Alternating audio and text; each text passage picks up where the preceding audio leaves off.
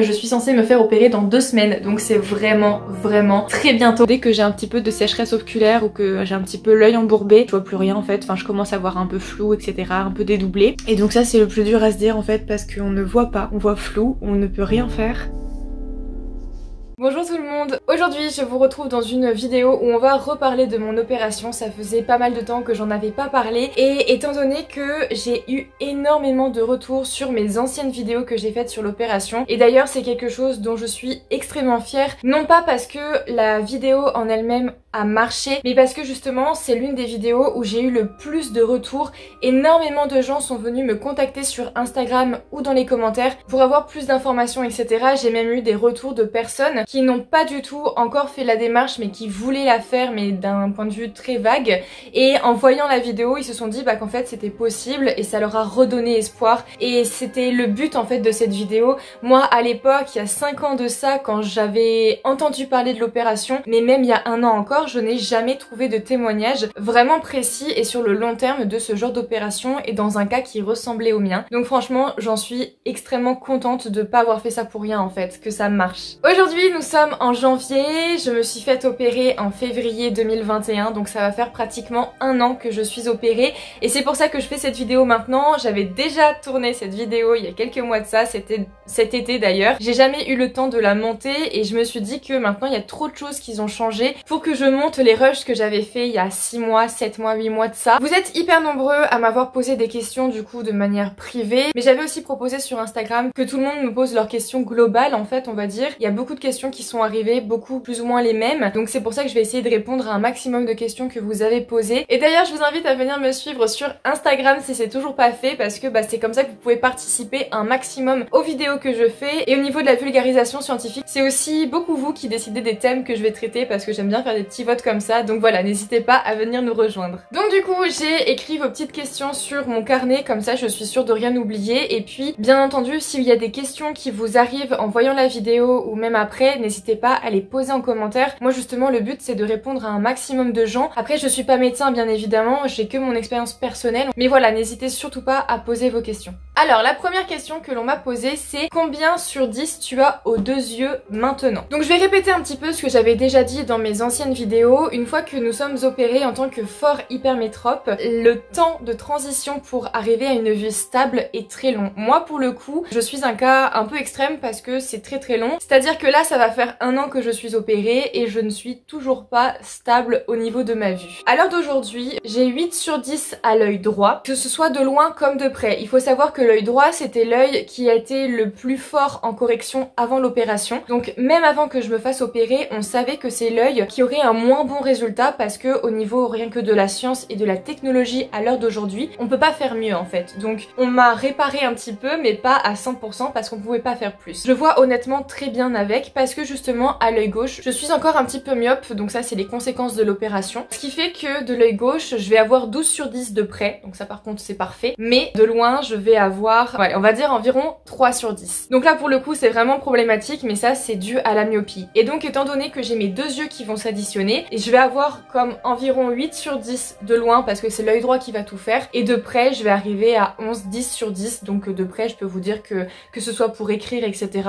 je vois extrêmement bien. Ensuite avant l'opération j'étais déjà très astigmate, et couplé à l'hypermétropie c'était encore plus dur de le soigner. Quelques mois après l'opération j'avais plus du tout d'astigmatisme, et puis je suis allée retourner voir mon chirurgien il y a quelques temps, et en fait l'astigmatisme est un petit peu revenu, mais c'est de manière extrêmement minime. Donc pour le moment moi en tout cas ça ne m'handicape pas tant que ça. Alors deuxième question que vous m'avez posée, c'est le coût de l'opération pour les 2 yeux. Alors là je tiens à préciser que je vais mettre de gros guillemets, il faut savoir que donc mon cas était un cas très compliqué. J'avais plus 6 largement d'hypermétropie, voire plus 7, j'avais de l'astigmatie, donc tout ça c'est extrêmement dur à corriger et beaucoup de chirurgiens ne veulent juste pas y toucher par peur de foirer en fait. Et ils ont bien raison de dire non tu n'es pas opérable plutôt que de dire oui et qu'au final le résultat soit vraiment médiocre. Donc moi je suis allée voir le chirurgien, le seul de France qui sait faire ça et qui sait bien le faire. Ça fait 20 ans qu'il exerce dans ces cas-là justement, il est expert dans les cas compliqués et il prend quasiment que ça. Mais du coup, l'offre et la demande provoquent une hausse des prix assez impressionnante. Normalement, cette opération coûte dans les 3000 €, c'est-à-dire 1500 € par œil. Moi, mon opération, elle a coûté 4000 € par œil.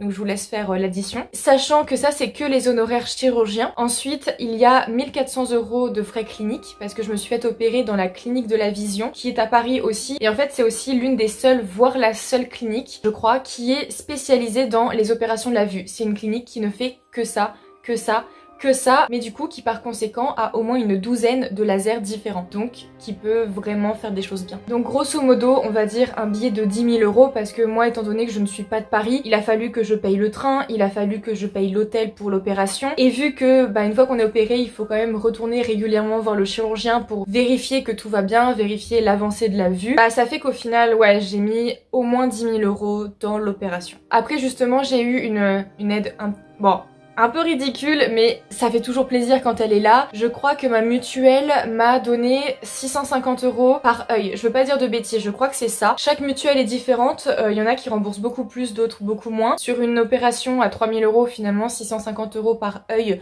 c'est pas mal, ça rembourse presque la moitié de l'opération. Mais par contre, pour une opération comme la mienne, on va dire que ça m'a remboursé les frais cliniques. Donc franchement, tout ce qui a pu être pris, je l'ai pris. Mais voilà, faut savoir que c'est un sacrifice financier pour ce genre d'opération. Donc ensuite, l'autre question qui m'a été posée, c'est quel chirurgien as-tu eu? Donc moi c'est le docteur Marc Timsit qui m'a opéré. Si vous voulez, vous pouvez m'envoyer un message et je vous enverrai ses coordonnées. D'ailleurs depuis les vidéos que j'ai faites, beaucoup m'ont dit qu'ils ont pris rendez-vous avec ce chirurgien là. Franchement c'est une pointe. Moi pour être dans le milieu médical au niveau de mon métier, je peux vous dire que ce n'est pas qu'un médecin, c'est aussi un chercheur. Ça fait 20 ans qu'il a commencé à mettre au point ce genre d'opération, c'est l'un des pionniers dans ces opérations là.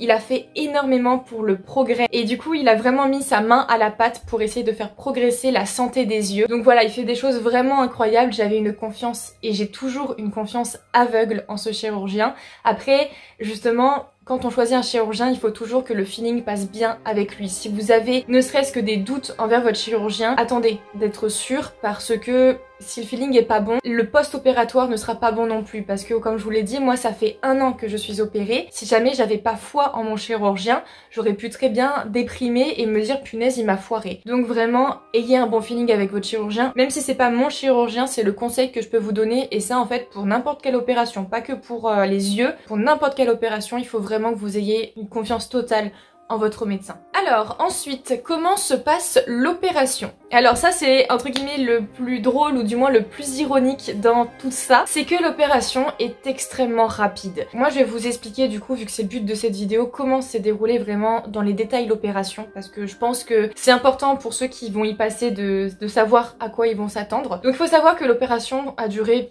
peut-être 15-20 minutes, c'est vraiment pas grand chose. Le chirurgien m'a vu au matin pour prendre toutes les mesures en fait de mes yeux. Ensuite, je suis allée manger et l'après-midi on se revoyait pour qu'il m'opère directement. L'opération, en tout cas moi avec mon chirurgien, comment ça s'est passé? Je suis passée sous un premier laser qui est venu découper en fait ma cornée et ensuite je suis passée sous un deuxième laser qui est venu modifier justement l'intérieur de ma cornée pour me permettre de mieux voir. Moi le truc c'est que j'ai extrêmement mal réagi à la première découpe parce qu'en fait mes yeux ont fait comme une réaction de défense, mes paupières se sont fermées et impossible de les rouvrir. Vraiment même avec de la bonne volonté j'arrivais plus à avoir le contrôle de mes paupières et elles se refermaient. Normalement mon chirurgien m'avait dit que j'avais même pas besoin d'écarteur en fait pour cette opération là parce que ça se fait très bien sans, sauf que là étant donné que c'était impossible pour moi d'ouvrir les yeux, j'ai eu les écarteurs, donc le chirurgien m'a mis les écarteurs et ensuite on est passé sous le deuxième laser. Le deuxième laser pareil c'est extrêmement rapide, alors faut savoir que moi j'ai eu 20 secondes de laser par œil. C'est énorme, pour vous dire un myope va avoir environ 7 secondes. Et donc pendant 20 secondes, j'ai dû regarder une lumière, fixer la lumière, ne pas bouger mon œil pour que le laser fasse son travail. Et il y a une technique qui est quand même, moi je trouve assez impressionnante. Le laser est suffisamment bien pensé, évolué, pour que le moindre mouvement de ton œil, il va s'arrêter de travailler. Si jamais tu viens à bouger ton œil, parce que c'est dur de rester 20 secondes avec ton œil à moitié découpé, en train de regarder une lumière, le laser va s'arrêter en fait avant même que tu aies fait ton mouvement pour ne pas justement impacter la cornée. Et donc moi le mien s'est arrêté, je crois 3 fois pendant l'opération, en tout cas pour l'œil droit. Donc voilà, mais mon chirurgien m'a dit qu'il n'y avait aucun problème. Le mieux c'est de rester fixé, mais si je le suis pas, le travail est quand même bon. Et une fois qu'il a fait le premier œil, hop, on recommence pour le deuxième œil. Et une fois qu'on a fait ça, c'est-à-dire que bah voilà, 20 secondes, donc en soi c'est très très rapide. Hop, tu sors de la salle, il y a un infirmier qui vient te récupérer, il te met des grosses lunettes noires pour pas que tu sois tenté en fait de venir te gratter les yeux. On te découpe la cornée, on te fait ensuite l'autre laser et puis après on remet la cornée, enfin c'est le chirurgien qui le fait. Et donc ça c'est le plus délicat parce que on va pas recoudre l'œil, donc ça va se recoller tout seul, ça va se cicatriser tout seul, mais donc faut surtout pas frotter parce que bah sinon on décolle en fait cette petite partie de cornée qu'on a enlevée. Donc ensuite, une fois que j'ai mes lunettes, l'infirmier il nous met dans ce qu'on appelle une salle de repos pendant quelques temps parce que bah on pleure beaucoup, c'est une réaction normale, moi mes yeux pleuraient énormément. Donc voilà, et puis une fois que c'est fini, bah ciao, au revoir, on s'en va de la clinique et puis on revoit le chirurgien que le lendemain. Sachant que moi mon chirurgien m'a dit appelle-moi à 20 h je crois, je me suis fait opérer à 13 h, il m'a dit à 20 h tu m'appelles pour me dire si tout se passe bien en fait. Donc voilà, l'opération franchement elle est très rapide et enfin c'est impressionnant. Alors, autre question que vous m'avez posée, es-tu contente au final de ton opération? Ça c'est une question mais vous êtes tellement nombreux à me l'avoir posée parce qu'à chaque fois je dis, et ce qui est la vérité, que je ne suis pas encore remise de l'opération, que je suis encore en transition et beaucoup de gens me disent mais tu te rends compte t'as payé ce prix là pour en fait ne pas être encore remise totalement de ton opération au bout d'un an. Et ça ce sont souvent des gens qui se sont fait opérer ou qui vont se faire opérer qui me font cette remarque. Et moi je réponds tout le temps que oui, peut-être que je n'ai pas encore récupéré à 100% ma vision. N'empêche que là, aujourd'hui par exemple, je vous filme, je vois parfaitement ce que je fais au quotidien. Je veux dire, je vis toute ma vie sans mes lunettes et c'est quelque chose qui était juste impossible avant. Et quand je me suis fait opérer, je savais très bien que ça ne serait pas parfait. Au vu d'où j'en étais, ça m'émeut rien même que de parler de ça. C'était improbable et impensable que je fasse ma vie sans lunettes. Et maintenant, si c'est possible. Donc ouais, peut-être que j'ai pas 12 sur 10 à mes deux yeux, mais franchement, j'arrive à vivre sans. Et c'est tout ce que je voulais. Alors, autre question, comment se passe la stabilisation de ta vue? Donc comme je vous l'ai dit, et vous avez commencé à le comprendre, c'est long, c'est vraiment long. Mais par contre, un truc qui est bien, notre vue n'est pas forcément parfaite, mais elle est corrigeable. Donc ça veut dire que là, ça fait déjà la deuxième ou la troisième, je crois que c'est la deuxième paire de lunettes que j'ai après l'opération. Un mois après l'opération, j'avais des lunettes de compensation parce que j'étais tellement myope que je pouvais pas conduire, je pouvais rien faire. Là, aujourd'hui, la conduite, c'est toujours un petit peu compliqué parce que je vois pas de loin à cause de la myopie que j'ai de l'œil gauche et c'est pareil pour, c'est bête mais les sous-titres. Quand je regarde des films en anglais, que je mets les sous-titres en français, bah j'arrive pas à lire les sous-titres. Donc je mets des lunettes en fait, je suis retournée au médecin il y a pas si longtemps que ça, il m'a refait faire des lunettes de transition. Le truc c'est que là il faut vraiment penser qu'on voit sur le très long terme. Peut-être qu'en un an, j'ai toujours pas ma vue qui est stabilisée, mais le but c'est que 20 ans plus tard, je suis toujours au même stade en fait, et que j'ai pas besoin de retrouver des lunettes à cause de l'hypermétropie. Donc voilà, c'est long, mais il faut prendre son mal en patience et toujours voir sur le très long terme. Alors ensuite, autre question que vous m'avez posée, quels sont les gènes occasionnés? Alors en dehors du fait que la vue n'est pas stabilisée, parce qu'en soi c'est une gêne de pas voir bien, il y a deux gènes dont une qui moi m'a posé énormément de problèmes, enfin énormément. C'est la sécheresse oculaire parce que j'avais les yeux très très secs, surtout l'œil droit. Et ce sont les halos lumineux. Les halos lumineux, je l'aurais sûrement plus ou moins à vie, mais je les avais déjà avant l'opération. Donc je peux même pas vraiment dire que c'est une conséquence de l'opération parce que j'étais déjà sujette à ce genre d'halos lumineux quand je regarde des phares, etc.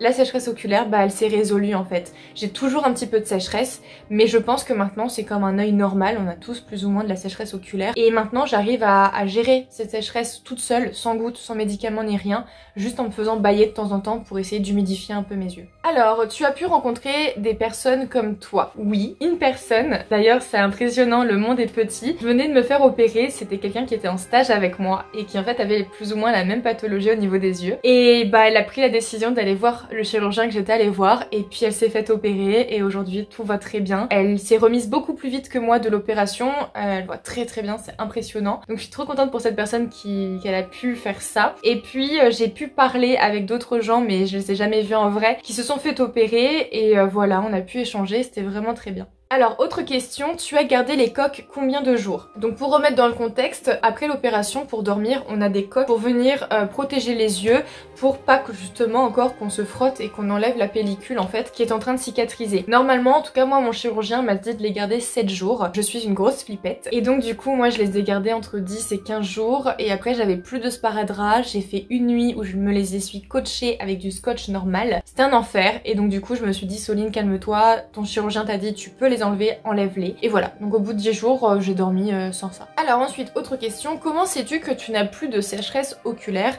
Est-ce qu'on te l'a annoncé? Au niveau de la dernière question, est-ce qu'on me l'a annoncé? Oui et non. Quand je suis allée voir le chirurgien, la première fois, il m'a dit tu as une sécheresse oculaire modérée, mais c'est pas grave, enfin voilà, continue à mettre des gouttes, etc.